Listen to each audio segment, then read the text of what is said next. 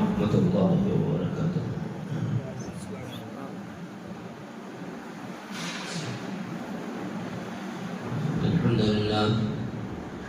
الحمد لله نحمده ونستعينه ونستغفره ونستهديه ونؤمن به ونتوب إليه ونتوكل عليه ونعوذ بالله من شرور أنفسنا ومن سيئات أعمالنا من يهده الله فلا مضل له ومن يضلله فلا هادي له ونشهد أن لا إله إلا الله وحده لا شريك له ونشهد أن سيدنا ونبينا ومولانا محمدا عبده ورسوله صلى الله عليه وعلى آله وأصحابه وبارك وسلم تسليما كثيرا كثيرا. أما بعد،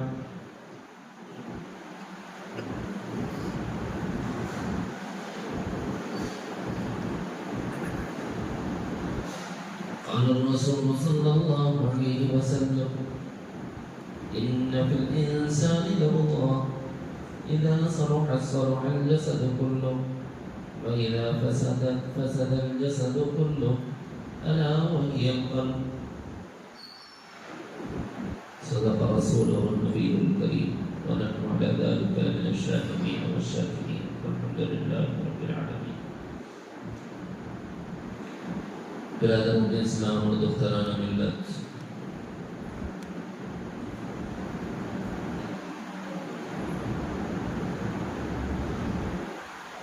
ترتیب و اسباب میں اقسام قلوب ذکر کیے جا رہے ہیں. سب سے پہلے ان قلوب کا تذکرہ کیا گیا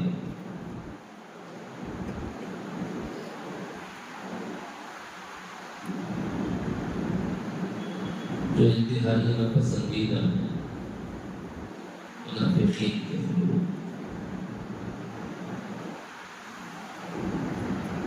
پھر تذکرہ آیا یہود اور نصارہ کے قلوب، بعض مشرکین کے قلوب کی صفات.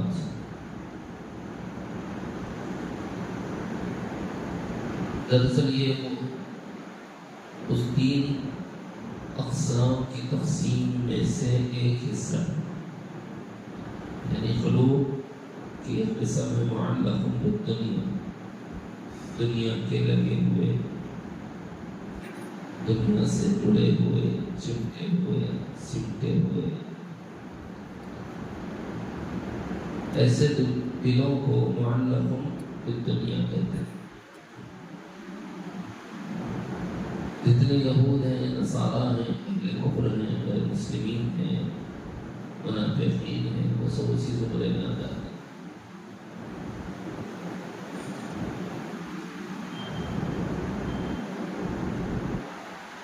اس کے بعد کے درجے میں کچھ ایمانی صفات والے قلوب ہوتے ہیں. ان میں سے بھی چند ایک کا ذکر ہوا، جیسے قلب تقی کس کو کہتے ہیں، تقوی والا دل کس کو کہا جاتا ہے.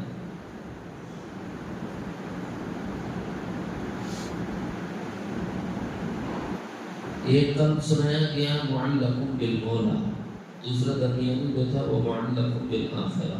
قلب تقی معلق بالآخرہ کی قبیل سے، اور معلق بالمولا کی قبیل سے جس سے قلب سلیم.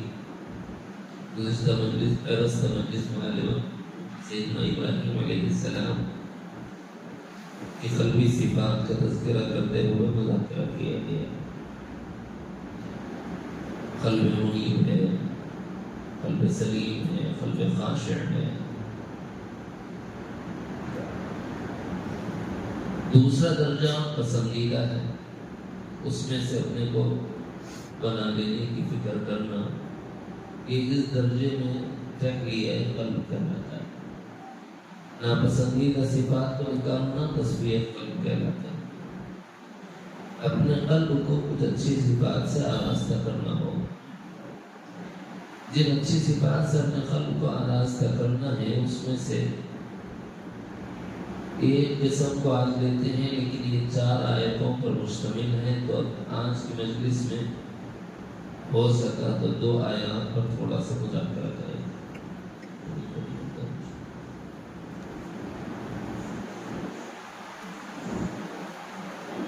اور ان دو آیتوں کے سیاق و سباق سے ملنے والے اسباق کا کچھ مذاکرہ ہوگا۔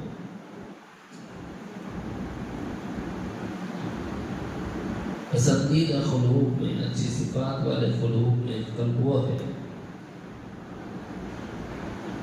جس کو قلب بجل کہتے ہیں۔ بجل لغوی معنی کے اعتبار سے مرعوب ہو جانے والے کو کہتے ہیں۔ ارے صاحب، اس دنیا میں تو مرعوبیت پسندیدہ ہے ہی نہیں۔ غیر اللہ کی مرعوبیت پسندیدہ نہیں، لیکن اللہ کی مرعوبیت پسندیدہ ہے۔ انبیاء کی مرعوبیت پسندیدہ ہے۔ انبیاء کی نسبت کی وجہ سے علماء، ائمہ، اہل اللہ، ان سے مرعوبیت پسندیدہ ہے۔ اس کے علاوہ غیر سے ڈرنا ہونا چاہیے، ہمارا دل ان سے لرز بدرنام نہ ہونا چاہیے۔ ڈرنا اللہ سے، خشیت اللہ کی۔ خود اللہ نے اعلان فرمایا فلا تخشوهم واخشوني ولا تخافوهم وخافوني ان كنتم مؤمنين۔ غیر اللہ سے نہ ڈرو، ڈرنا ہے تو مجھے سے ڈرو، میرا ڈر پیدا کرو، غیر نہیں کرو۔ اب سمجھ آ گیا ہوگا کہ اللہ کا ڈر مطلوب ہے، اور یہ خشیت الہی اپنے اندرون میں جس ذریعے سے آتی ہے وہ وجیلت ہے۔ وجیلت یعنی رعب کا پیدا ہونا، پھر آدمی کے اندرون میں خوف پیدا ہوگا۔ رحمانی خوف کا پیدا کرنے کا ذریعہ وجیل۔ اور ہم اپنے قلب کو قلب وجیل کیسے بنائیں جو رحمان سے مرعوب ہونے والا؟ تو اس کے کچھ طریقے ہیں۔ اس وقت تو شاید اتنی تفصیل نہیں آ سکتی، مگر کوشش کرتا ہوں کہ کچھ کسی کوشش سے کوئی بات اپنے پلے پڑ جائے۔ رحمان سے مرعوبیت اس وقت میں پیدا ہوگی جب رحمان کے کمالات پر غور و فکر کرے گا، رحمان کی قدرتوں پر غور و فکر اور تدبر کرے گا، رحمان کے ذات کا تعارف حاصل کرے گا، رحمان کی صفات کا تعارف حاصل کرے گا، اور رحمان کی عنایات کو جانے گا، تب جا کے ڈر آئے گا۔ قلب میں سامنے والے کا رعب آئے گا، نہیں جانتا تو رعب نہیں آتا۔ ہمارے بڑے حضرت رحمۃ اللہ علیہ، حضرت صوفی صاحب رحمۃ اللہ علیہ، اللہ تعالیٰ ان کے قبر کو نور سے منور فرمائے۔ حضرت کا بڑا عظیم ملکہ تھا کہ بڑی بڑی باتوں کو چھوٹی چھوٹی مثالوں سے سمجھا دیا کرتے تھے۔ بھائی کسی کے بارے میں جب تک جانو گے نہیں تو اس کے دل میں آپ کی کیفیت کیا ہوتی ہے، اس کو سمجھنے کے لیے ایک دیہات کی مثال دی۔ موجودہ زمانہ وہ ہے جس میں اللہ تعالیٰ نے مساعدیں دے دی ہیں۔ پہلے جو ہے نا لال بس چلا کرتی تھی، تیسری کو دوسری کوئی بس نہیں، وہ زمانے کی بات۔ اب تو ایسی گاڑیاں آ گئی، کلر کی، بلو کلر کی ہیں، نیوی کلر کی ہیں، سونے کی بھی ہیں، بیٹھنے کی بھی ہیں۔ اس زمانے میں ایک ہی قسم کی بس چلا کرتی تھی، اور بس کے اگلے 2-3 سیٹیں جو ہوتی تھی نا، بلکہ آدھی دور تک فوٹو بتا دیتے تھے یہ لیڈیز سیٹ ہے، یہاں پر جینٹس نہیں بیٹھنا بولتے تھے۔ اور 1-2 سیٹوں پر لکھا ہوا رہتا تھا اسپیشل سیٹ، اگر کوئی MLA MP کلکٹر اس راستے سے گزرنے والا ہے اور اگر وہ آ جائے تو اس کے لیے یہ ریزرو سیٹ ہے، اس کو چھوڑ دینا پڑے گا۔ بیٹھنے کی اجازت تو ہوتی تھی عام دوسرے مسافرین کو، لیکن اگر کوئی آ گیا تو چھوڑنا پڑتا تھا۔ یہ ان کا حق ہے، ان کا کیا بولنا چاہیے، اکرام ہے، احترام ہے۔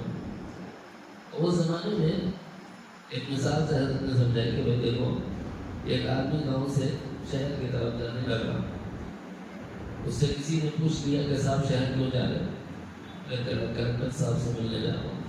ایک کے راستے میں ہمارے گاؤں میں پانی نہیں آ رہا، اگر وہ فائل پہ سائن کرانا ہے کر کے وہ ہوگے تو پانی آ جاتا. ٹھیک ہے، ایک انسان کی ضرورت ہے، اپنے علاقے کی ضرورت ہے. لیکن زمانے قدیم میں زمانہ بدلا، نشے نہیں بدلے، عادتیں نہیں بدلی، ہاں تھوڑا سا ڈھنگ بدل گیا.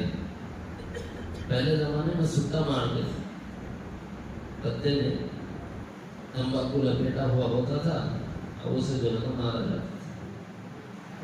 چھٹا پینا، سٹا مارنا بولتے تھے. وہ ہمارے بچپن میں پتہ نہیں کیا بولا جاتا. اب سگریٹ نوشی فرمایا جاتا ہے. فرق اتنا ہی ہے بس. جب بھی دھوئیں چھوڑا جاتا تھا اب بھی دھوئیں. اس سے قبل بھی تھا اور اس سے قبل حقے کے نام سے معمول تھا. نوابوں کا دور وہ بھی وہی کرتے تھے، بس حقہ معروف. لیکن جو نیچے طبقہ ہوتا تھا کمزور معیشت کے اعتبار سے وہ لوگ سٹا پیا کرتے تھے. اور سفر کرتے ہوئے اپنی آرام کی اتنی فکر ہوتی تھی کہ دوسرے کو کوئی نقصان ہو، ان کو کوئی پرواہ نہیں ہوتی. اور دیہاتی آدمیوں کے مزاج کو سمجھانا ذرا بہت مشکل ہوتا ہے. سمجھنا بھی مشکل ہوتا ہے، سمجھانا بھی مشکل ہوتا ہے. اب جو سواری پر سوار ہوا آدمی تو اپنے دونوں پیر پر اٹھا کر کے آلتی پالتی مار کے بیٹھ گیا اور سوتا لگا کے دھواں چھوڑ رہا. اتنے صاحب ہے، ارے صاحب ذرا جگہ دو، دوسری جگہ جا بیٹھو گا. وہ بیٹھے ہوئے ہیں ریزرو سیٹ پہ، ان کو خود اندازہ نہیں. پر نہیں صاحب تھوڑی یہیں جگہ دے دو، یہیں بیٹھ جاتا ہوں. وہیں بیچارہ تھوڑا شریف تھا شاید، جیسے عام طور پر کریکٹر شریف ہے بولے دے تو ہونے والی بات نہیں. انہیں ایسا بات کرا ان کے حضرت مثال میں سمجھا رہے تو تھوڑا شریف ہی سا ہوں گا. نہیں ذرا آپ ادھر ہٹ جاؤ، میں ادھر بیٹھ جاتا ہوں. تو تب بھی اتنی جگہ دیا. اب وہ بیچارہ کیسا کہ چلو انہیں بھی مسافر ہے، پر مسافر ہے وہ بھی جگہ بنا لے کے بیٹھے. اور جتنا تھوڑا تھوڑا جگہ بنا کے اندر جانا چاہ رہا ہوتا اس کو دھکا کے باہر کرنا سیٹ، اندر آنے نہیں دے.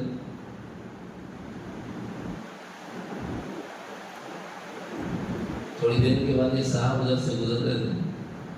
گزرتے گزرتے بولے کرتے ہیں السلام علیکم کلیکٹر صاحب.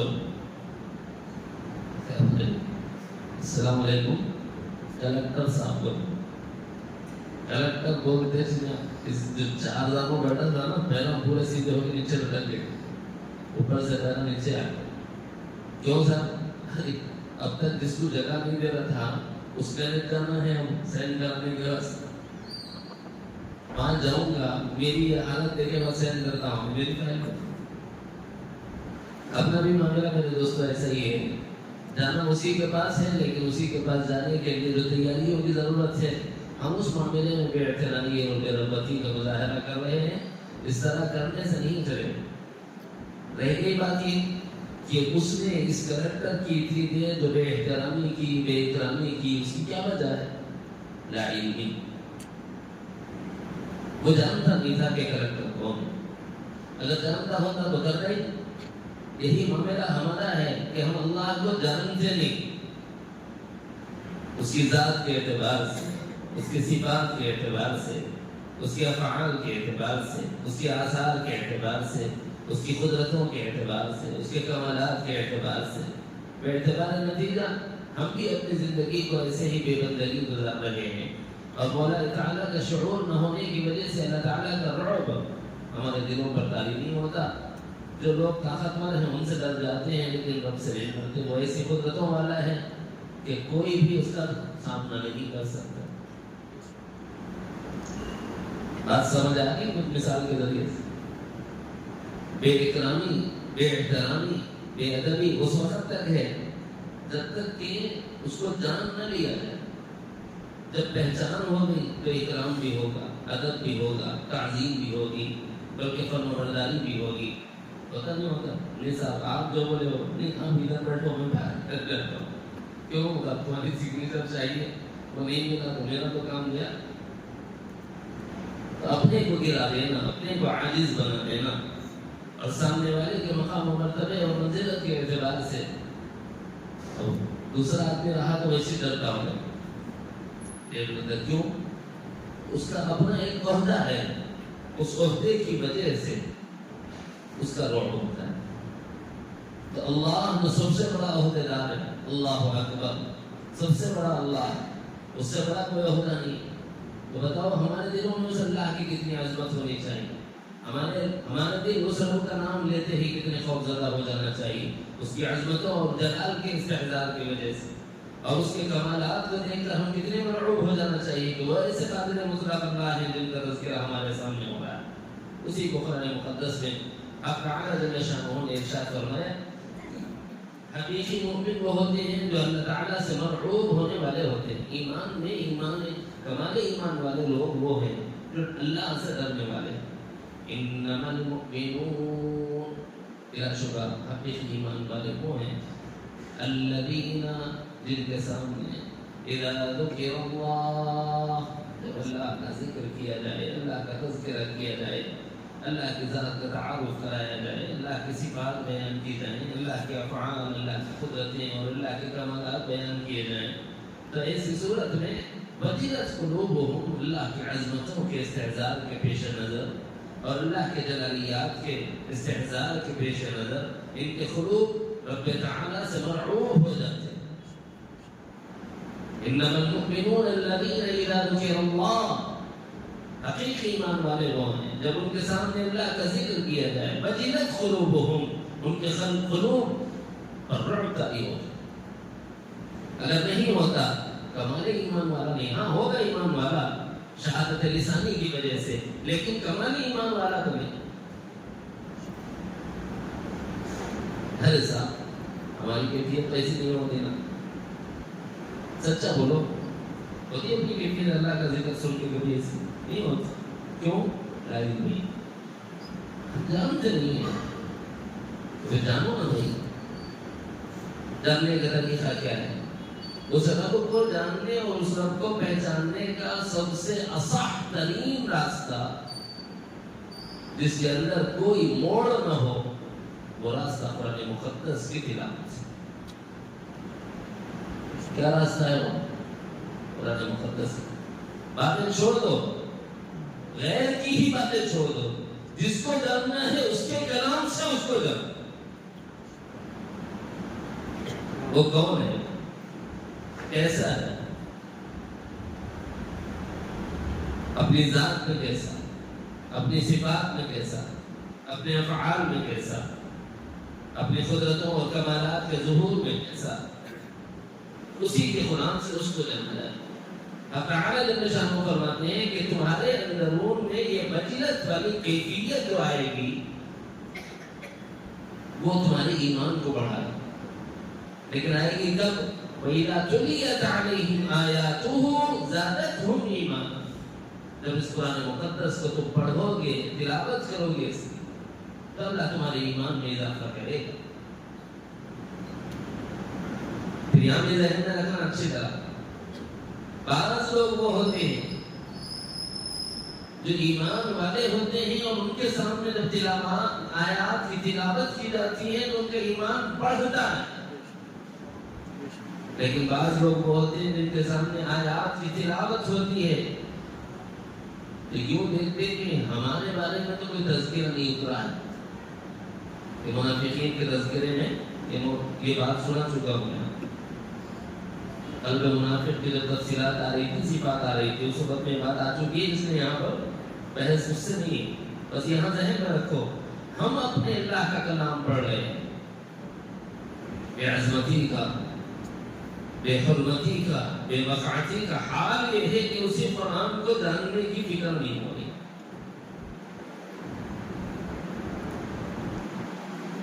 دراصل یہ تباہی، دراصل یہ ہماری معاشی تنگی، دراصل یہ بے قراری، یہ پوری امت مسلمہ میں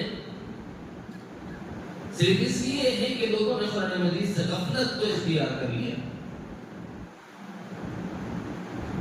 اللہ نے اس کا تذکرہ کیا، وَمَنْ أَعْرَضَ عَنْ ذِكْرِي، اور جو میرے ذکر سے اعراض کرے گا، فَإِنَّ لَهُ مَعِيشَةً ضَنْكًا وَنَحْشُرُهُ يَوْمَ الْقِيَامَةِ أَعْمَى۔ یہاں دنیا میں تنگی ہے، ضیق ہے، معاشی اعتبار سے بد خالی ہے صرف اس لیے کہ تم نے اللہ کے ذکر سے غفلت کر دی. آخرت سے جو خسارہ ہوگا ونحشرہ، اور تمہیں اٹھایا جائے گا اور انہیں اٹھایا جائے گا اور ہم ان کو اٹھائیں گے یوم القیامہ، قیامت کے دن اعمى جیسے اندھے ہو.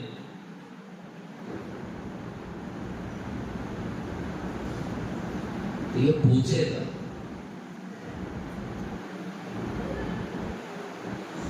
رب لم حشرتنی اعمى وقد كنت بصيرا، اللہ تم مجھے اندھا کیوں اٹھایا، میں تو دیکھنے والا تھا دنیا میں. وقد كنت فعل ماضی، وقد كنت بصيرا، میں تو پہلے دیکھتا تھا، اب تو نے مجھے اندھا اٹھایا. اتتک آیاتنا، ہم نے تجھے آیات دی، فنسیتها، تو نے بھلا دیا. وَكَذَلِكَ الْيَوْمَ تُنسَى، جیسے تم نے دنیا میں مجھے بلایا میں نے آخرت میں تجھے بلا دیا. وجہ کیا بنی؟ اللہ کے ذکر سے غفلت. اور ذکر اللہ میں سب سے افضل ترین تلاوت کلام، اللہ کے کلام کی تلاوت. اور ہمارا معاملہ ایسا ہے کہ قرآن مجید کی تلاوت کر لو بولے تو کب کب کرتے بول دو. رمضان آیا تو قرآن کھول دو. اللہ ماشاء اللہ چند صاحب قرآن اہل دل ہیں جو پڑھتے ہیں، اللہ مزید ترقیات سے نوازے جو پڑھنے والے ہیں. لیکن مجھ جیسے گنہگار کہا گئے کہ رمضان آیا تو قرآن آیا، ورنہ ہم نے رمضان کی طرف قرآن کو بلا دیا.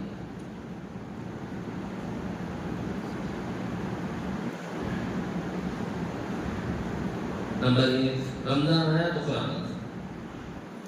نمبر 2 کوئی معاملے میں لڑائی جھگڑا ہو گیا، قسم کھانے کا موقع آیا تو قرآن آیا. نمبر 3 بیٹی کی شادی ہوگی تو رخصتی کرنے کے واسطے سر پہ رکھنے کے واسطے قرآن آیا. ابھی جائز ہے نہ جائز ہے میرے سے رکھو، پوچھو کسی مفتی سے پوچھ کے کی کرو. وہ قرآن اوپر رکھنے دلہن کو بولتے نیچے سے جاؤ، قرآن کے نیچے سے گزرے تو قرآن کی رحمتیں اور قرآن کی برکتیں. برے کام قرآن کے خلاف کر کو قرآن اوپر رکھے تو حجت بن تو آپ کی وقت میں.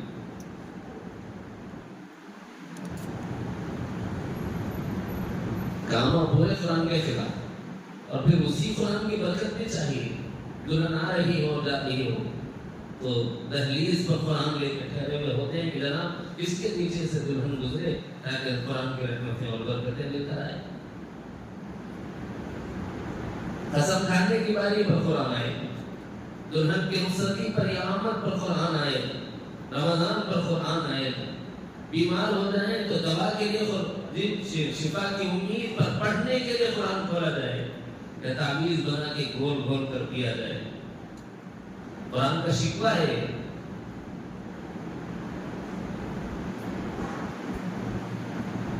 کیا قرآن اس لیے قرآن تو اس لیے تھا نا وَإِذَا تُلِيَتْ عَلَيْهِمْ آيَاتُهُ زَادَتْهُمْ ایمانا. جب اس قرآن کو پڑھا جائے تو تمہارے ایمان میں اضافہ ہو. ایسا ایمان میں اضافہ تو اس وقت ہوگا جب سمجھے بھی اس قرآن کو. سمجھے ہی نہیں تو پھر ایسی صورت میں اس قرآن کا اثر اس دل پر کیسے ہوگا. اور ہم جو پڑھتے ہیں رمضان میں وہ بھی حال یہ ہوتا ہے کہ کمپٹیشن میں پڑھتے ہیں، بغیر سوچے سمجھے پڑھتے ہیں. معنی کا پتہ ہوتا ہے نہ مفہوم کا ادراک ہوتا ہے. اللہ ماشاء اللہ میں نے بعض گھروں کو دیکھا ہے کہ قرآن مجید سے نسبت ہوتی ہے اور روزانہ ایک رکوع ترجمے کے ساتھ وہ لوگ پڑھتے ہیں. اور بعض گھروں میں دیکھا ہے کہ روزانہ 2-3 آیتیں کم از کم پڑھا کرتے ہیں. جیسا بھی ہو نسبت باقی تو ہے ان کے پاس، ہمارے پاس تو وہ بھی نہیں. میں اپنا روتا ہوں. اللہ مجھے بھی عمل کی توفیق دے اور آپ کو بھی. یہ وہ قرآن ہے جس سے اللہ کی عظمتیں کھلتی ہیں. وہ اللہ اپنا تعارف کراتا ہے وہ کون ہے، وہ الحی. اللہ وہ ذات ہے جو زندہ جاوید ہے. القیوم وہ ذات ہے جس نے ساری کائنات کو وجود عطا فرمایا. نہ صرف وجود عطا فرمایا، اس کے ساتھ خود قائم رہ کر اس کو بقا عطا فرمائی. جب تک وہ کائنات میں شے موجود ہے رب کی ذات اس کو تھامے ہوئے. اور جب منشأ ربانی اس کو اس دنیا سے اس دنیا میں منتقل کرنے کی ہو گئی تو یہاں سے اللہ تعالیٰ نے اس کو وہاں منتقل کر دیا. تو وہاں اس کو جیسے قائم رکھنا ہے پیسہ خود وہاں اللہ کی ذات رہ کر اس کو قائم رکھی. اس لیے معنویت ہے الحی القیوم کی. یہ جو ضرور لگا نا یا حیو یا قیوم ایسی نہیں لگا رہے بہت معنویت ہے. اسے گہرائی اور گہرائی ہے. وہی زندگی دیتا ہے وہی موت. یخرج الحی من المیت ویخرج المیت من الحی. وہ تو حیات اس کے ہاتھ میں. یہ تعارف اللہ کا کون کرا رہا؟ جو قائم بخود ہے وہ اللہ کی ذات الحی. اور دوسروں کو زندگی دیتا ہے کون دے رہا ہے؟ اللہ.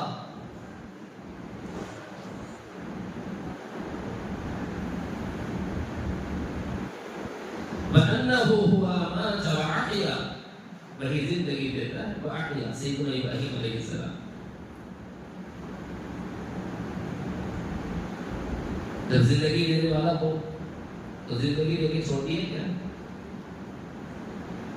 جیسے مثال کے طور پر فون بنانے والے نے فون بنایا آپ کو بیچ دیا چھوڑ دیا. اس کو کچھ پتا نہیں کیا ہو رہا ہے. آپ کی گھڑی بنانے والے نے گھڑی بنائی اور بیچ دی. آپ نے خرید لی. اب اس گھڑی کے بنانے والے کو آپ اس گھڑی کے بارے میں کہ وہ اچھی ہے کہ بری ہے, نیک آدمی نے پہن کر نماز کے وقت دیکھا ہے یا برے آدمی نے پہن کر سینما کا وقت دیکھا ہے, اسے کیا پتا؟ کچھ پتا اس کو؟ رب کی ذات کے بارے میں کیا خیال ہے؟ الا یعلم من خلق وهو اللطیف الخبیر. جس نے ان مخلوقات کو پیدا کیا کیا ان کو یہ نہیں جانے گا جبکہ وہ تو لطیف اور باریک بھی باخبر ہے. جن مخلوقات کو اس نے بنایا ہے کائنات کے جتنے لوگ ہیں ان کے بنانے میں اور اس کے بنانے میں زمین اور آسمان کا فرق ہے.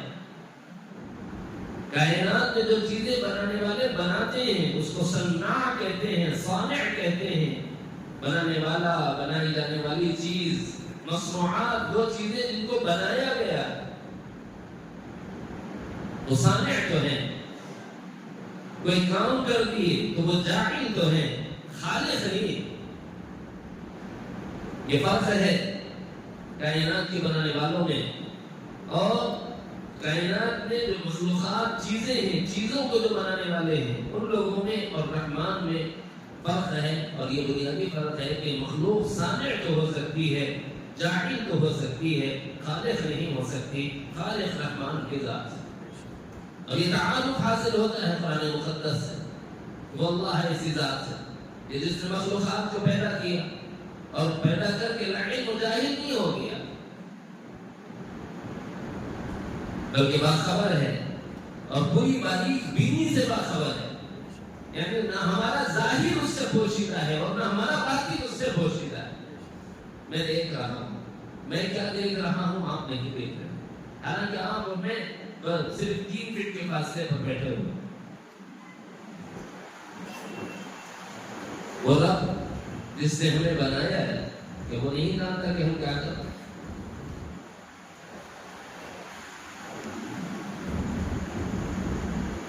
اس ذات کا تعارف کراتے ہوئے خود اس نے اپنا تعارف یوں کرایا قرآن مقدس میں.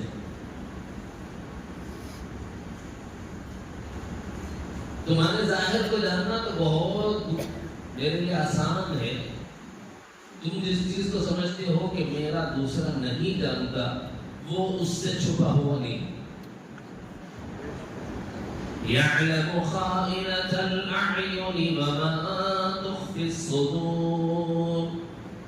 تم آنکھ کے ابروؤں سے خیانت کرتے ہو, اس خیانت سے وہ باخبر ہے.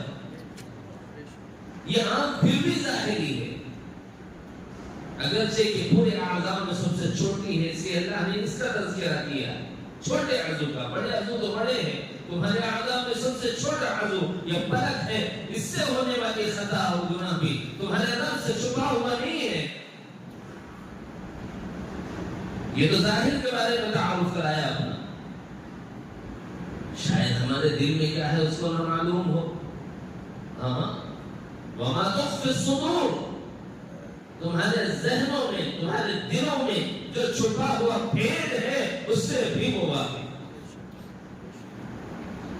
اس سے ڈرانے کے لیے سیدنا لقمان نے اپنے بیٹے کو جب نصیحتیں کی ہیں اس وقت نے یہ بات ارشاد فرمائی ہے کہ بیٹا، زمین کی تہوں میں کوئی چیز ہو یا آسمان کی وسعتوں میں کوئی چیز ہو، کوئی چیز رب سے چھپی ہوئی نہیں ہے، قیامت میں اللہ حاضر کرے گا۔ ایسی ذات اللہ کی ہے، یہ تعارف کون کرا رہا ہے؟ میں کسی دوسرے کی کتاب کا تذکرہ نہیں کر رہا، جو خالق ارض و سماوات ہے اسی کا جو کلام ہے اس سے اس کا تعارف کرا رہا۔ یہ معلوم ہوتا کب؟ اس وقت میں جب ہم آیات کی تلاوت کرتے ہوئے معانی اور مفاہیم میں غور و فکر کریں۔ وَإِذَا تُلِيَتْ عَلَيْهِمْ آيَاتُهُ زَادَتْهُمْ إِيمَانًا، تلاوت ایسے کرو جیسے کرنا حق ہے۔ اس سلسلے میں ہمارے اکابرین نے یوں فرمایا کہ وہ ہمارا بڑا عجیب معاملہ ہے۔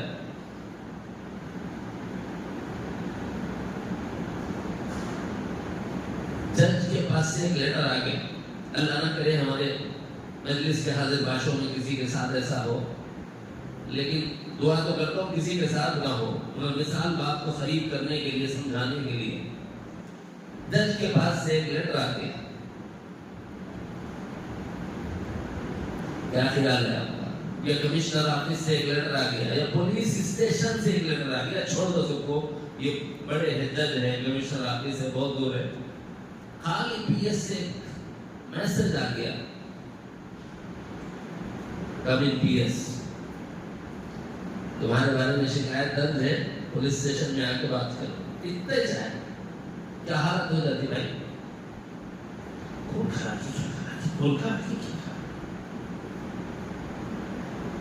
وہ میسج لے کے وکیلوں نے دوستوں نے فارورڈ کر دیا، ارے اسے تھامت کر ذرا بول، اے بولے ارے کتنی میسج آ رہا ہے پی ایس سے،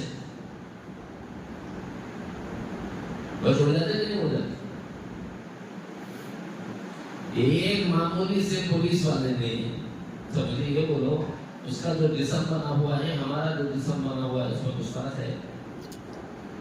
اس کے اماں بابا میرے اماں بابا، اس کے بھائی بہن میرے بہن بھائی، جی اس کا بیٹا بیٹی میرے بیٹا بیٹی، اس کی بیوی میری بیوی، جیسا ہم کھاتے پیتے ہیں ویسا وہ کھاتے پیتے ہیں، ہم میں اور ان میں کچھ بھی فرق نہیں ہے، بلکہ ان سے زیادہ ڈیرنگ اپن لوگ ہیں۔ پھر آپ لوگوں کا تجربہ، میں تو شرارتہ کرتا رہتا ہوں، بیچ میں روک دیا بولے تو میرے سفروں میں دیکھتا تو نہیں ہونا بول کے لڑ لیتے رہتا ہوں۔ نہیں، وہ انسان ہے، خدا تھوڑی ہے۔ آپ غلطی پہ نہیں ہے تو آپ ڈٹ کے بات کر سکتے ہیں، ہمت ہو، لیکن حالت یہ ہوتی ہے کہ صرف ایک میسج پر ہماری کیفیت نگرگوں ہو جاتی ہے۔ معمولی سے ایک ملازم کے جو ہماری اپنی ادا کی جانے والی ٹیکسوں کی رقم سے جن کی تنخواہیں دی جاتی ہیں، جب وہ ہمیں بلاتا ہے تو ہماری حالت دیگر کو ہوتی ہے۔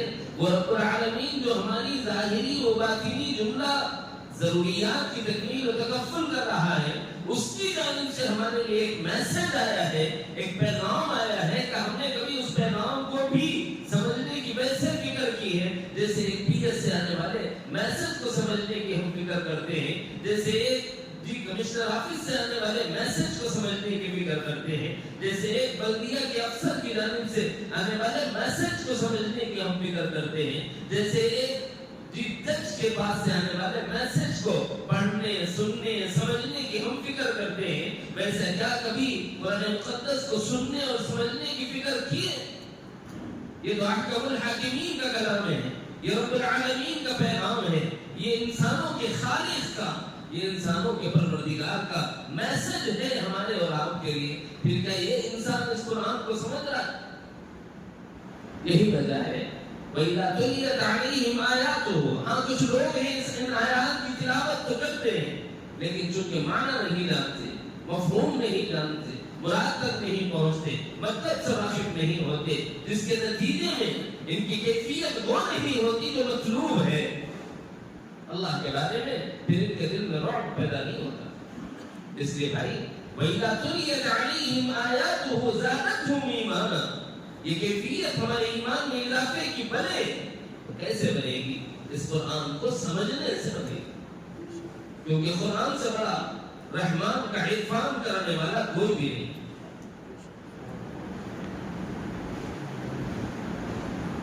وَعَلَىٰ رَبِّهِمْ يَتَوَكَّلُونَ، ایمان والوں کی صفت میں ایک صفت یہ ہوتی ہے، کمال درجے کے ایمان والے وہ اللہ ہی پر بھروسہ کرتے ہیں، اللہ کے دین پہ بھروسہ نہیں کیا اور کرنا بھی اسی پر چاہیے۔ آپ کر دیں گے تو ہو جائے گا، آپ کر دیں گے تو ہو جائے گا، آپ کر دیں گے تو ہو جائے گا۔ یہ دنیا ہے بھائی، ایک آدھ بار کر دیں گے، ساتھ دے دیں گے، دوسری بار دیں گے تو ایسا بھاگتا کہ دکھتا بھی نہیں ہے نا۔ آپ تقاضا رکھ کے دیکھو، ہمارے والد صاحب اکثر فرمایا کرتے تھے، اگر کوئی آدمی ٹائم بہت خراب کر رہا نا بیٹے، ایک کام کر، ایک 10 لاکھ قرض خزانہ کی ضرورت ہے نہیں، دے دے تو ایسا مت نظر دے دو، ان کے بولو 2 بار پوچھ، تیسری بار انہیں کیا نہ پڑے۔ آسان طریقہ ہے جان چھڑانے۔ یہ دنیا وہ ہے جب جس کے سامنے اگر دنیا رکھی جائے، دنیا کا مطالبہ رکھ دیا جائے تو یہ ساتھ دینے والے لوگ نہیں ہوتے، سب بھاگ جاتے۔ رحمان نہیں بھاگتا، وہ دیکھتا ہے کون اس سے مانگتا ہے تو اسی پر بھروسہ کرو۔ ہاں وہ جانچ کے دیتا ہے، ایسے نہیں دیتا، آزماتا ہے پھر نوازتا ہے۔ ایوب ہے، نوازا کہ نہیں نوازا ہے، مگر پہلے اچھی طرح تو آزمایا نا۔ ایسی آزمائش جو ایوب علیہ السلام پر آئی تھی، کسی پر قیامت تک شاید آئے اللہ ماشاءاللہ نہیں جانتا ہے، ہم نہیں جانتے۔ وہ کن کٹھنائیوں سے گزرے ہیں، خالی اس کے تصور سے روح کام جاتی۔ سیدنا ایوب علیہ السلام کی آزمائشوں کا اگر تذکرہ کیا جائے تو روح کام جاتی۔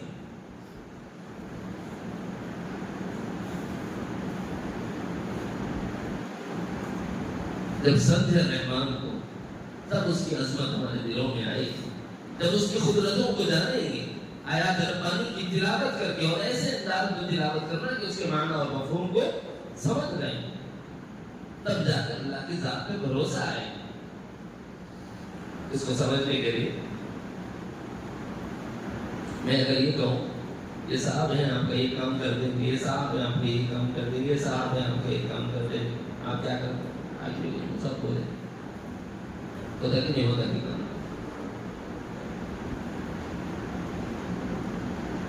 لیکن اگر وہ کرتے ہیں کہیں شائع ہو گیا، لکھ کر آ گیا، فلاں کام انہوں نے کیا ہے، فلاں کام انہوں نے کیا ہے، فلاں کام انہوں نے کیا ہے، بولنے پر بھروسہ ہے کہ وہ کام جو کیے ہوئے ہیں اس پر بھروسہ ہے۔ مولویاں بول رہے ہیں سو رکھ دیو بازو، صوفیاں بول رہے ہیں سو رکھ دیو بازو۔ قرآن میں لکھا ہوا ہے کہ اللہ کیا کرتا ہے، کیا کر سکتا ہے، کیا کر چکا ہے، کیا کر رہا ہے، کیا کرے گا، سب قرآن میں۔ ایسی قدرتوں والا وہ ہے، ایسے کمالات والا وہ ہے، اس کے لیے کوئی مشکل ہے ہی نہیں بھائی۔ یہ کھلنے تو صحیح نا، ہمارے سمجھ میں آئے گا یہ بات۔ انما امره اذا اراد شيئا ان يقول له كن فيكون، ویسا قابل مطلق اللہ ہے۔ مولوی کی بات چھوڑ، صوفی کی بات بھی چھوڑ، وہ صرف ارادہ کرتا ہے، جو اس کا ارادہ کرنا ہی اس شے کو وجود دے دیتا ہے، تو اس پر بھروسہ کرو۔ تیرے کاموں کا بنانے والا کون، بیماریوں میں شفا دینے والا کون، ذلتوں میں عزت دینے والا کون، بستیوں سے نکال کر علی سریا پر پہنچانے والا کون، ساری بگڑیوں کا بنانے والا کون، اسی پہ بھروسہ ہو۔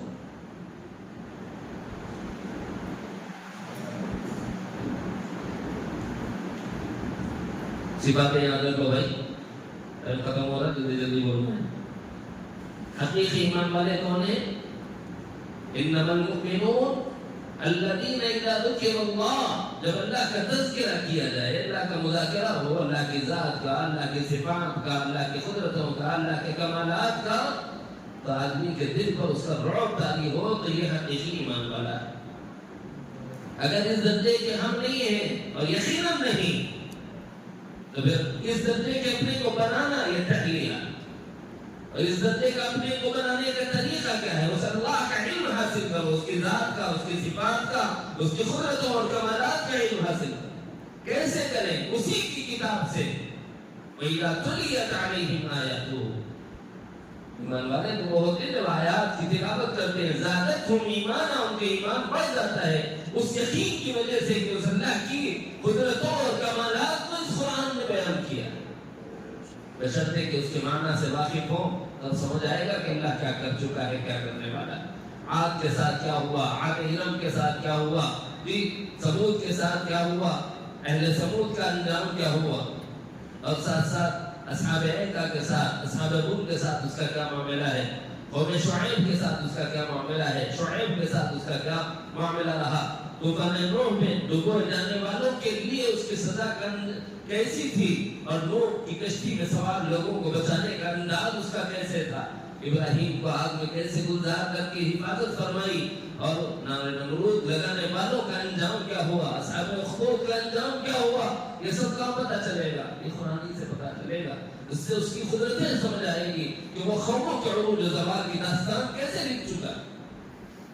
وَإِذَا تُلِيَتْ عَلَيْهِمْ، جب اس قرآن کو پڑھو گے نا، آیاتہ، اس کی آیتوں کو، زادتہم ایمانا، پھر ایمان بڑھے گا۔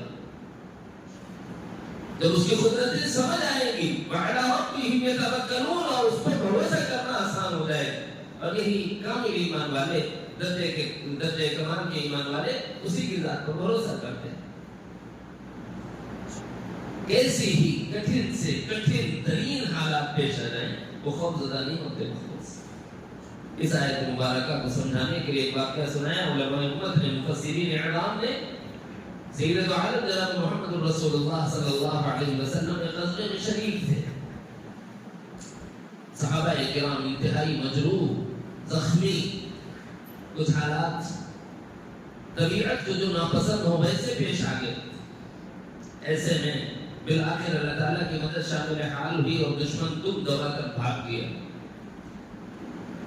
اب یہ حضرات لوٹنے کی تیاری میں مشغول ہے کہ اتنے میں ایک آدمی نے اطلاع دی کہ وہ لوگ پلٹ کر حملہ آور ہونے کو تیار ہیں۔ تو حضرات صحابہ رضوان اللہ تعالی علیہم اجمعین کی پاکیزہ زبان سے جملہ نکلا، حسبنا اللہ و نعم الوکیل، آتے عبادت ہمارے لیے اللہ کا، یہ اس پر بھروسہ۔ بدر کے میدان میں ہے 313، سامنے 1000 کا لشکر جرار، ان کے پاس ہتھیار نام کی کوئی چیز نہیں، ان کے پاس مسلح افواج، یعنی سر سے پیر تک سارے کے سارے جسم اوزار سے، ہتھیار سے لدے پڑے، لیکن بھروسہ یہاں کس کی ذات پر ہے؟ وَعَلَىٰ رَبِّهِمْ يَتَوَكَّلُونَ، وہ اللہ کی ذات پر بھروسہ کرنے والے۔ آج ہم ہیں ایسے صحابہ کے جیسے ہونا تو بہت دور کی بات ہے۔ میں تو یہ کہتا ہوں کہ اہل فلسطین کی طرف ہم نہیں ہو سکتے۔ بہت دور کی بات ہے کہ صحابہ کے جیسا ایمان پیدا کرو۔ جتنا ایمان اہل فلسطین کا اس وقت مشاہدے میں آ رہا ہے، ہم اس درجے کو بھی نہیں پہنچ سکتے۔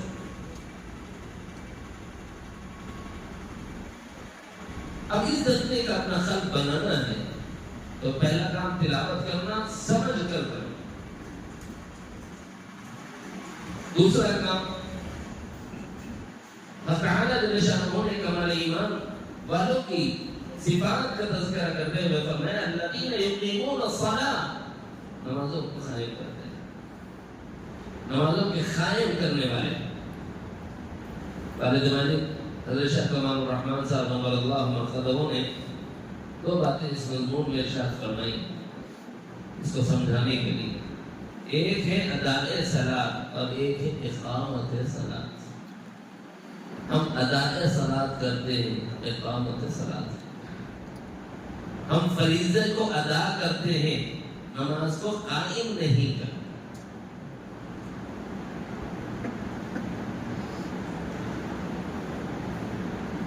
ادا کرنا اور چیز ہے، قائم کرنا اور چیز ہے۔ قیومیت اس بات کا تقاضا کرتی ہے کہ جس وقت جو شعور مطلوب ہے وہ قائم رہے تو نماز قائم ہوئی، ورنہ پھر نماز قائم نہیں ہوئی، ادا ہوئی۔ اللہ اکبر، اللہ بڑے، اس کی عظمتوں کے استحضار ہے، تو یہ استحضار پوری نماز میں غائب نہ ہو، ورنہ نماز قائم نہیں ہوگی، ادا ہوگی۔ اور اللہ کی عظمتوں کے استحضار پوری نماز میں ہے، پھر اب نماز قائم ہے۔ الذین یقیمون الصلاۃ، کمالی ایمان والے نماز میں جو شعور استحضار مطلوب ہے، اس شعور کو لے کر نماز شروع کرتے ہیں، تا ختم نماز وہ شعور ختم نہیں ہوتا، وہ ہے نماز کے قائم کرنے والے۔ یہ ملکہ ہے نہیں، اس واسطے ہم پر تھوڑی پریکٹس کراتے ہیں۔ یہ جو بولتے ہیں نا جب لا الہ الا اللہ کہو تو یہ شعور رکھو کہ غیر اللہ کو دل سے نکال رہا ہوں اور اللہ ہی کی محبت کو دل میں بٹھا رہا ہوں۔ یہ شعور پکڑ کے اگر چلے نا، یہ جو ذکر ہوتا ہے اس کی ٹائم لمٹ کم از کم 10 منٹ رکھی جاتی ہے، 15 منٹ رکھی جاتی ہے۔ اتنی دیر بھی جس وقت جو شعور رکھنے کے لیے بولا جا رہا ہے، اگر وہ شعور پکڑ کے رہنے کی عادت بن گئی تو ہماری نماز میں اللہ حاضر و موجود ہے کا شعور ختم نہیں ہو۔ میں نے کہا تھا کہ یہ جو ذکر ہے یہ علاج کے لیے، یہ تربیت کے لیے ہے، یہ فرض یہ سنت نہیں ہے، علاج نہیں، لیکن یہ علاج ہے اس بیماری کا کہ ہماری نمازیں شعور سے خالی ہوگی۔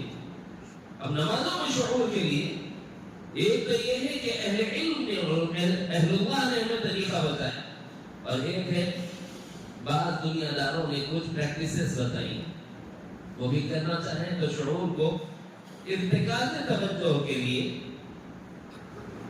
آنکھوں کو لگو، سامنے آپ کو تھوڑے تھوڑے بلونس نظر آئیں گے، ببلس نظر آئیں گے، ایک کو پکڑ لینا، اس کو چھوڑنا نہیں، یہاں تک کہ کون آ رہا ہے کون جا رہا ہے آپ کے فکر سے خالی ہو جائے۔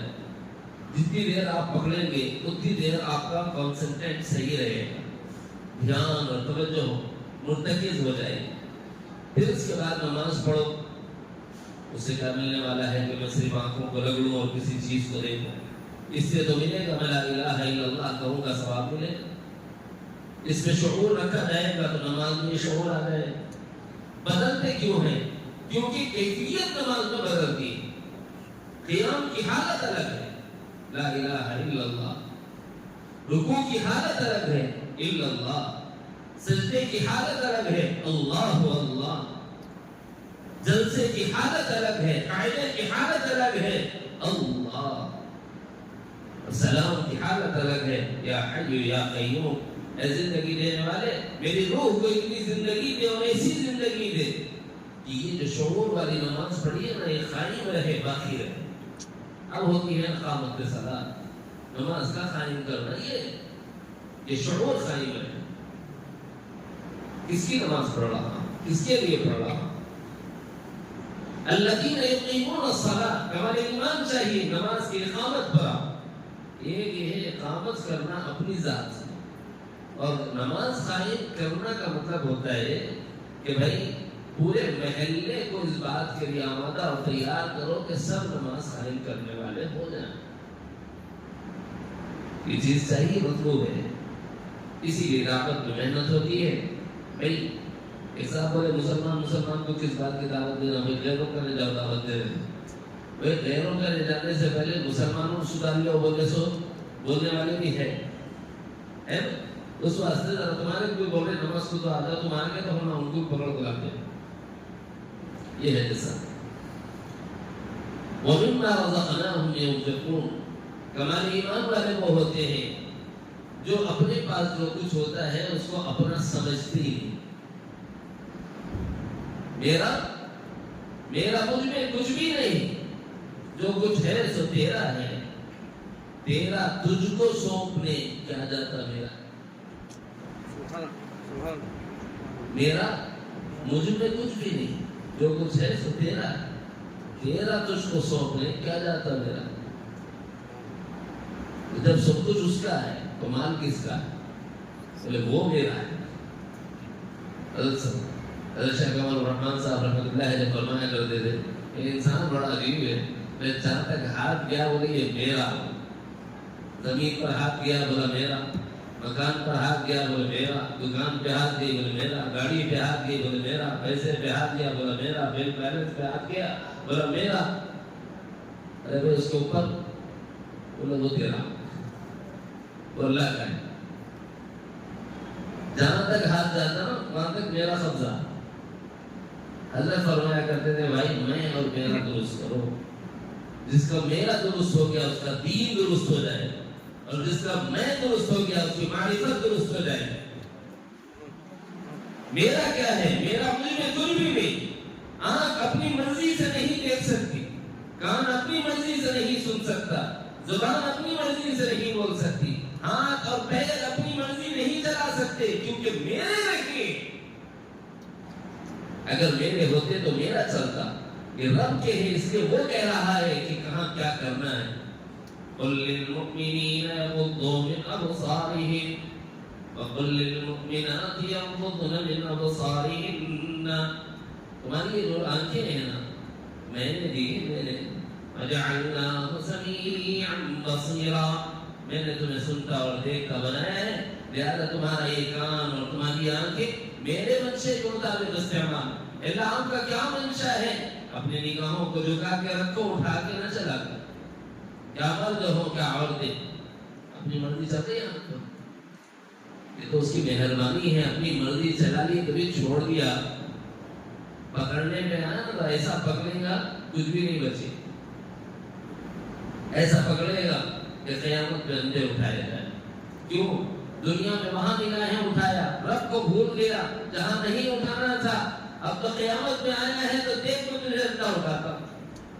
اور اگر میں چاہتا تو دنیا میں تیرے ساتھ یہ کر سکتا تھا. تو نے مجھے عاجز سمجھ لیا. آنکھیں کس کے اشارے پہ چلیں گے؟ جس کی ہے اس کے اشارے.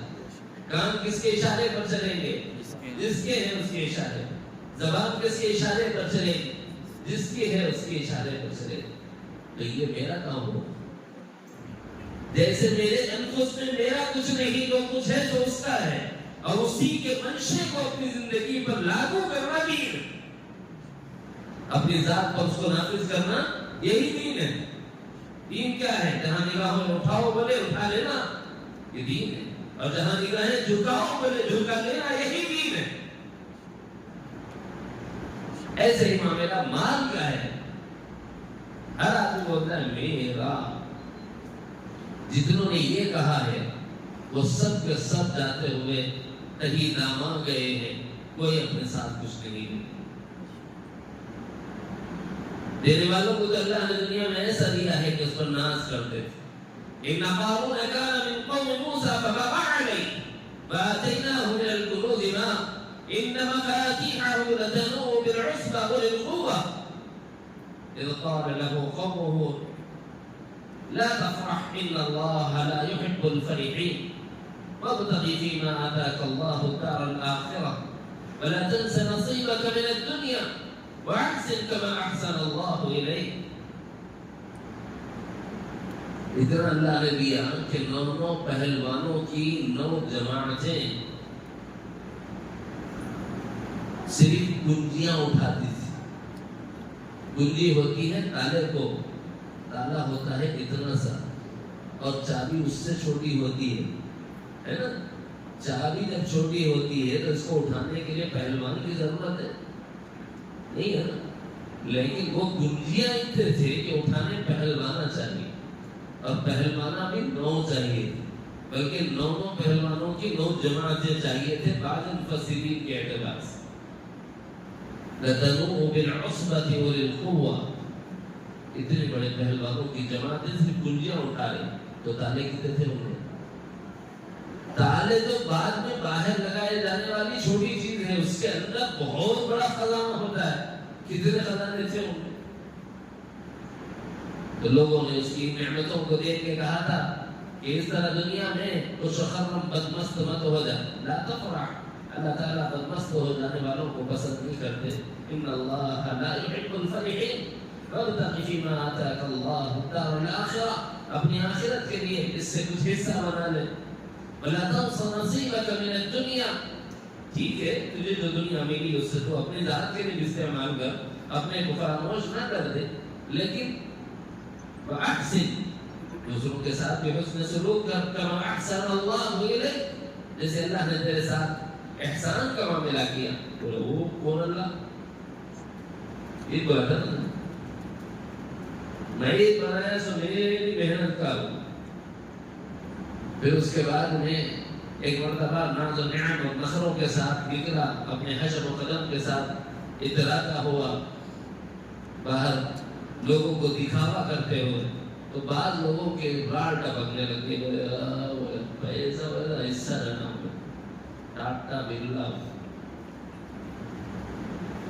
دوسرے دن غرق ہو گیا زمین میں. کیا بولے اچھا ہوا ان میں سے نہیں ہے. اچھا ہوا ان میں سے. قرآن سنا نا آپ کو بہت نہیں لوگ خالی اشارات دے رہا ہوں باقی وہاں پڑھ لیں. میں نے تھوڑی سی آیت سنا دی باقی آپ لپٹ وہاں سے اخذ کر لیں. مضمون لپیٹنے کے لیے کبھی ایسا کرنا پڑتا ہے مجبوری. کیا نہیں کیا بولے دوسرے دن جب وہ ڈوبنے لگا زمین میں اللہ تعالیٰ نے زمین پھاڑ دی اور اس کے اندر وہ اور اس کا مال غرق ہونے لگا. تب کہنے لگے خدا تیرا شکر ہے کہ تمہیں مال نہیں دیے. قارون کی طرح اگر ہم بھی اسے ہی کراتے اور اسے بھول جاتے اور ہم بھی اسی طرح زمین میں غرق کر دیے جاتے عذاب الہی کا شکار ہو جاتے. اللہ تعالیٰ شکر ہے کہ تمہیں مال نہیں دیا. تو پتہ یہ چلا کہ مال کا ملنا یہ اللہ کی نعمت پر ہے, اللہ کے عطا پر ہے. وہ جس کو چاہتا ہے دے دیتا ہے, جس سے چاہتا ہے چھین لیتا ہے. جب اس نے دیا ہے تو اس کا ہے کہ میرا. اسی لیے حضرت نے فرمایا بھائی اپنے مال میں دین لاؤ. یہ مال میرا نہیں رب کی عطا ہے. یہ جانو گے تو رب کی مرضی مال میں چلے گی, اپنی نہیں چلے گی. ڈوم ڈوم ڈوم باتیں بجا کیا وہ تو میرا مال میری مرضی. اس سے پہلے بھی قصہ سنایا تھا, تھوڑی علمی بات خشک کر دیتی ہے تو ذرافت کے لیے عرض کر دوں. ایک صاحب راستے سے جا رہے تھے, ایک آواز آئی مجھے سنبھل کے آگے گڑا ہے بچ کے دیکھ کے شکر ادا کرے اللہ شکر ہے بچا لیا تمہیں. تھوڑا اور آگے گئے گاڑی آنے والی تھی ادھر سے ٹکر ہو جاتی ہے. رک جا بولے رک گئے ٹکر گاڑی گزر گئی جان بچ گئی. بولے اللہ تیرا شکر ہے. اور ایک تیسری مطلب اسی طرح آگے کچھ گڑا ہوا تھا گرنے والے تھے آواز آئی رک جا رک گئے جان بچ گئی. بولے صاحب اللہ کا شکر ہے آپ کا بھی شکریہ. 3 بار آواز دیے میری شادی کا خود کان سے پوچھا اتنے مصیبتوں سے بچا رہے وہاں بھی بچا دیتے تو یہ پریشانی نہیں رہتی. تو آواز دینے والے نے آواز دی بیٹا میں تو جب بھی آواز دیا تھا تو باجے پہ ناچ رہا تھا نا. بولے جب اپنی مرضی مال میں شامل کرو گے پھر کوئی بھی حالت ہو سکتی ہے کوئی بھی کیفیت ہو سکتی ہے. چونکہ اس مال کو اپنا سمجھا اس پر اللہ کے منشے کو نافذ نہیں کیا. اللہ کا منشا بتایا جناب محمد رسول اللہ صلی اللہ علیہ وسلم نے کہ حلال جگہوں پر خرچ کرو حرام جگہوں پر خرچ نہ کرو. ولا تبذر ان المبذرين كانوا اخوان الشياطين وكان الشيطان لربه كفورا. تبذر کہتے ہیں ناجائز جگہوں پر خرچ کرنا. تبذیر کہتے ہیں ناجائز جگہ پر خرچ کرنا. منع کیا گیا ہے. شراب میں نہ ڈالو, جوئے میں نہ ڈالو, ناچ گانے میں نہ ڈالو, پٹاخوں میں نہ ڈالو. ان المبذرین کانوا اخوان الشیاطین. وہ تو شیطان کے بھائی ہیں جو یہ کام کرتے ہیں. اور شیطان کا اللہ کا کھلا ہوا منکر بنا ہوا. کیا تم اس روش پر چلنا چاہتے ہو؟ بلکہ اس سے پڑھ کر اللہ نے آگے فرمایا وَلَا تُسْرِفُوا إِنَّهُ لَا يُحِبُّ الْمُسْرِفِينَ. تبذیر الگ معنی ہے, اسراف الگ معنی. اچھی طرح ذہن میں بٹھا لیجیے. تبذیر کہتے ہیں ناجائز جگہ لگانے کو اور اسراف کہتے ہیں جائز جگہ حد سے زیادہ لگانے. اسراف کیا ہے؟ جائز ہے وہ لگانا لیکن حد سے زیادہ لگانا بھی جائز نہیں. لمٹ بتا دی بھائی ضرورت کے وقت خرچ تو کرو بخل نہ کرو لیکن حد سے زیادہ نہیں. اب جو حد سے زیادہ ہو گیا اس کا نام اسراف ہے. اگر تم اسراف بھی کرو گے اللہ کی محبت سے گر جاؤ گے. وَلَا تُسْرِفُوا إِنَّهُ لَا يُحِبُّ الْمُسْرِفِينَ. اسراف نہ کرو، کیونکہ اللہ اسراف کرنے والوں کو پسند نہیں کرتا، نہیں چاہتا ان سے محبت نہیں کرتا۔ وہی کرے گا اپنے اس مال میں اللہ تعالیٰ کی مرضی کو شامل، جو یہ ایمان رکھتا ہو کہ ایمان میرا نہیں اللہ کا عطا کرتا ہے۔ تو اللہ تعالیٰ اس کی صفت بیان کرتے ہوئے فرماتے ہیں وَمِمَّا رَزَقْنَاهُمْ، پہلے تو نظریہ رکھتا ہے کہ میں نے دیا، ينفقون، پھر اس کو میرے منشے کے مطابق خرچ کرتا ہے۔ اس کا منشا ماں کو کھلانے پر، اس کا منشا باپ کو لگانے پر، اس کا منشا بھائی بہنوں کی ضرورتوں میں کام آنے پر، اس کا منشا بیوی بچوں کے حقوق کی ادائیگی پر ہے، اس کا منشا رشتہ ناطے والے حقوق والوں کو حق دینے پر ہے، اس کا منشا زکات کے ذریعے سے لوگوں کی مدد کرنے پر ہے، اور اس کا منشا اس کی منزیات کی جگہوں پر ضروریات پر لگانے پر ہے۔ وَمِمَّا رَزَقْنَاهُمْ يُنْفِقُونَ، کمال ایمان کو چاہتے ہو تو یہ صفت اپناؤ کہ جو اللہ کا دیا ہوا مال ہے سمجھو کہ یہ اللہ کا ہے، میرا نہیں، اور اس پر اپنی مرضی چلانا چھوڑو، رب کی مرضی اس پر لاگو کرو اور اللہ کے راستے میں اس کو خرچ کرنا سیکھو۔ خرچ کرنے سے مال بڑھتا ہے، بڑھتا ہے، اور ہمارا سب سے اس پر بھروسہ نہیں ہے کہ آئے گی اس کے نام پہ اس کے راستے میں لگائے تو آتا کہ نہیں آتا، کہ ریٹرنز میں شک ہے تو پھر سلوک پورا نہیں ہو سکتا۔ ہمیں چلنا پڑے گا حضرت رابعہ بصریہ کے طرز پر، طریق پر۔ جیسے مردوں میں اولیاء ہوئے ہیں ویسے ہی عورتوں میں مقام ولایت کو پہنچنے والی بہت سی عورتیں ہیں، حضرت شمعونہ ہیں، جی اسی طرح حضرت رابعہ بصریہ ہیں رحمۃ اللہ علیہا۔ ایک مرتبہ حضرت رابعہ اپنے گھر میں تھی، ان کے ساتھ ان کی باندھی تھی، تو کھانے کے لیے افطار روزے سے تھی، افطار کے لیے بیٹھی تو ایک سائل نے آواز دی کہ اللہ کے نام پر میری ضرورت پورا کرو، میں بھوکا ہوں، مجھے کھلا دو۔ انہوں نے کہا کہ بھائی، باندھی سے کہا، باندھی کی روزے سے تھی، انہوں کے روزے سے تھی، 2 روٹیاں تھے سامنے، تو انہوں نے کہا کہ بھائی میرا حق میں دے دیتی ہوں، آپ اپنا حق کھا لیجیے، افطار کر لیجیے۔ اپنے حق سے صدقہ کر دیا حضرت رابعہ بصریہ۔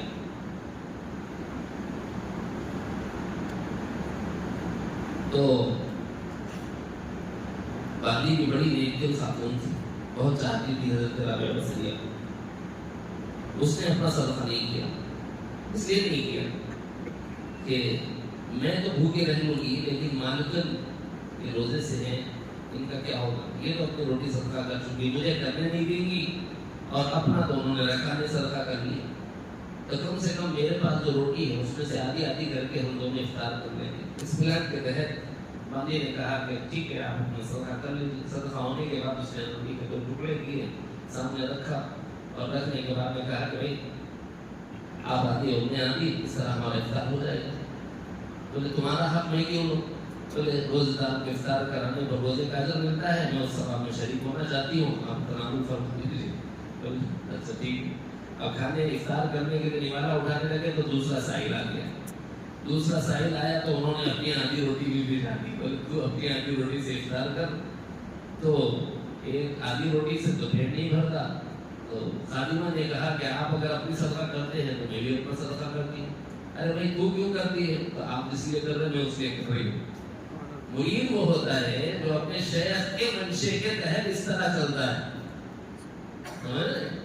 سلوک میں یہ معاملہ ہوتا ہے۔ اگر آدھی روٹی انہوں نے دی تو آدھی انہوں نے دے دی، دونوں دیتی ہے۔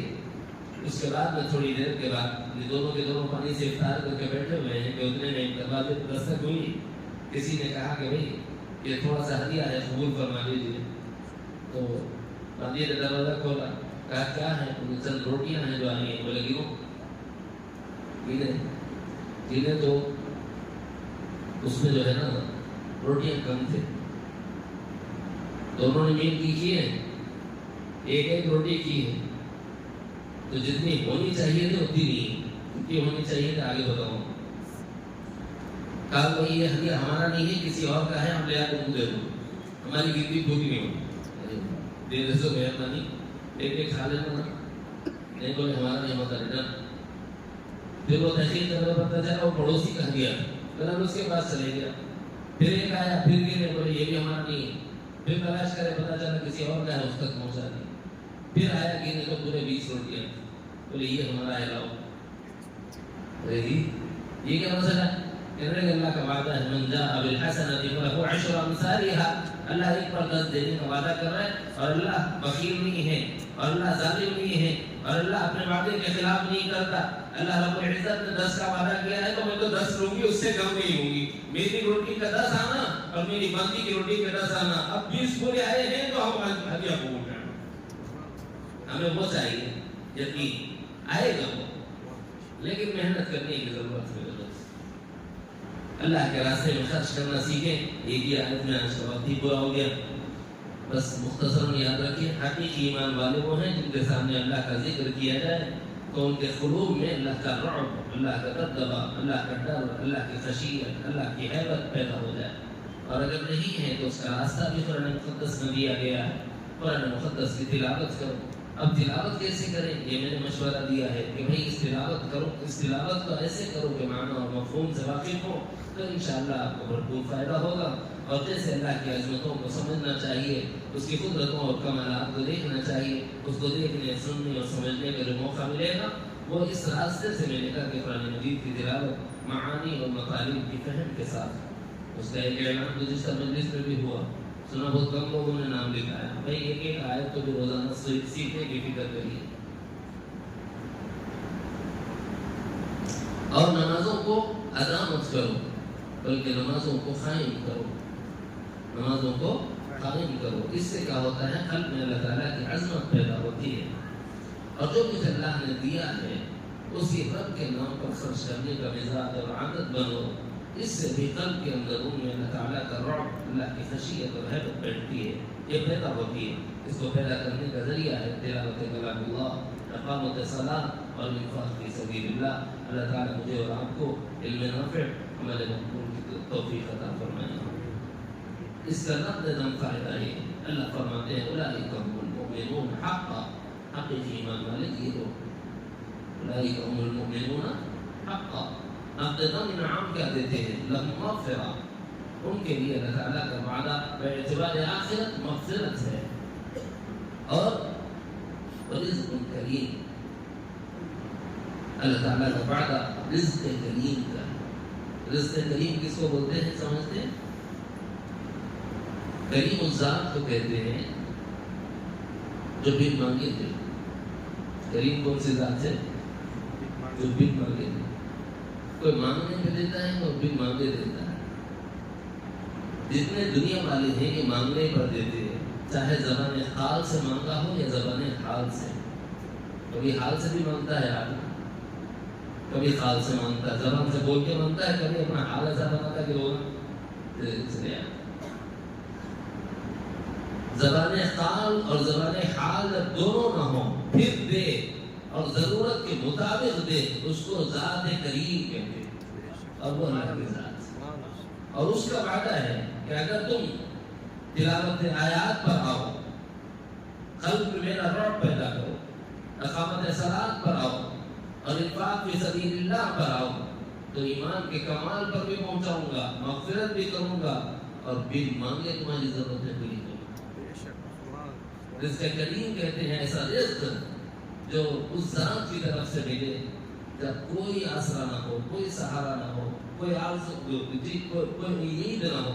ایسے میں ہماری ضرورت کے بقدر ہماری ضرورت کو پورا کرے اور بن مانگے کرے تو ذات اللہ تعالیٰ کی. کلمۃ استغفار اس نیت کے ساتھ کہ ہر چھوٹا بڑا گناہ جانے میں جو ہو گیا اس سے اللہ تعالیٰ سے معافی مانگتا ہوں. استغفر اللہ ربی من